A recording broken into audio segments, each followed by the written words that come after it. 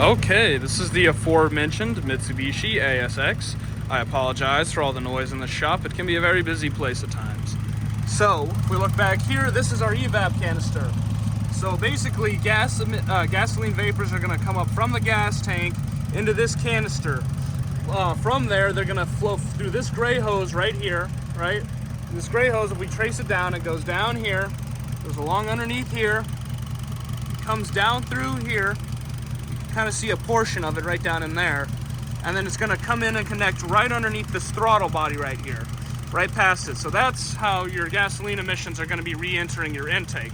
It goes from gas tank to canister, from canister to intake.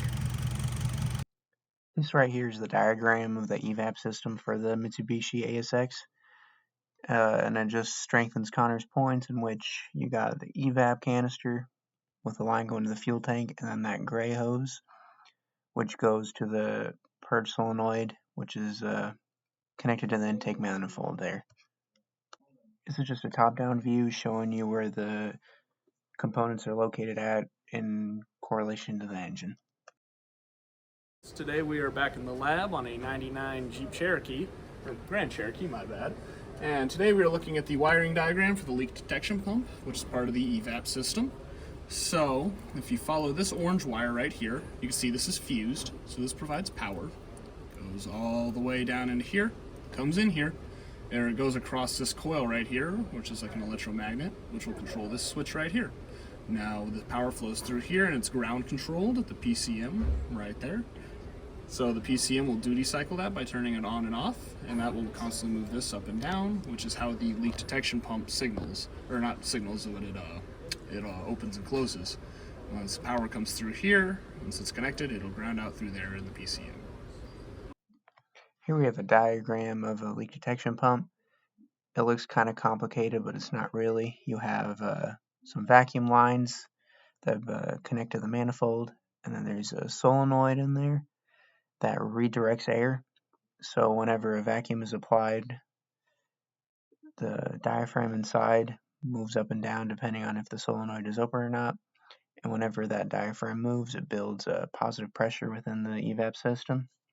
So that's how these older Chryslers detected if there's an evap leak, because it, instead of checking for leaks naturally, it actually builds pressure.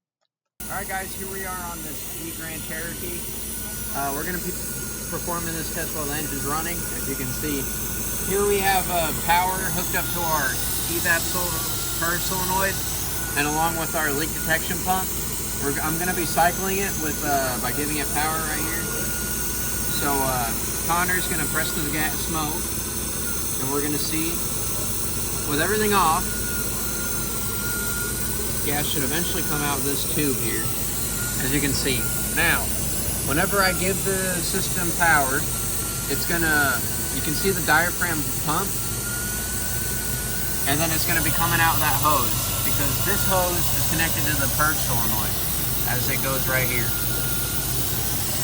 So, no power means the solenoid is closed, power means solenoid's open, and then duty cycling it as if I were the PCM, you can see the diaphragm moving inside, pumping it. As this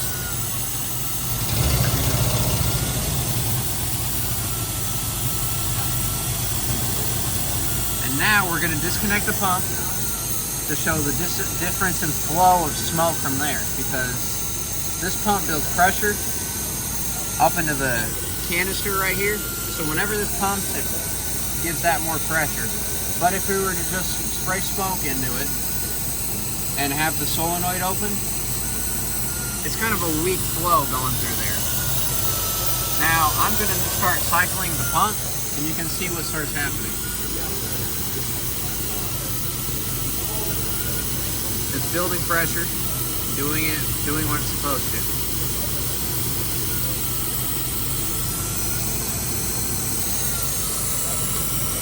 Yep. All right. Cool.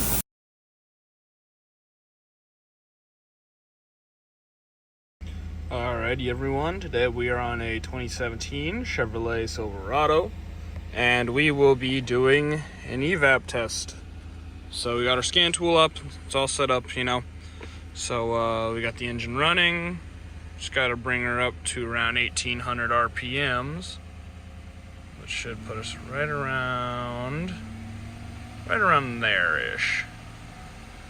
Okay, and then we're just gonna go ahead and click start.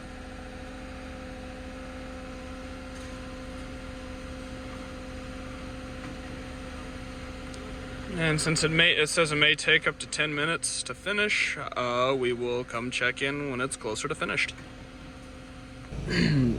So the Evap service test appears to be running. In the meantime, though, we can go through and we can look at some of these PIDs here, see some cool, interesting values. As you can see, this is our engine runtime to enable engine off evap.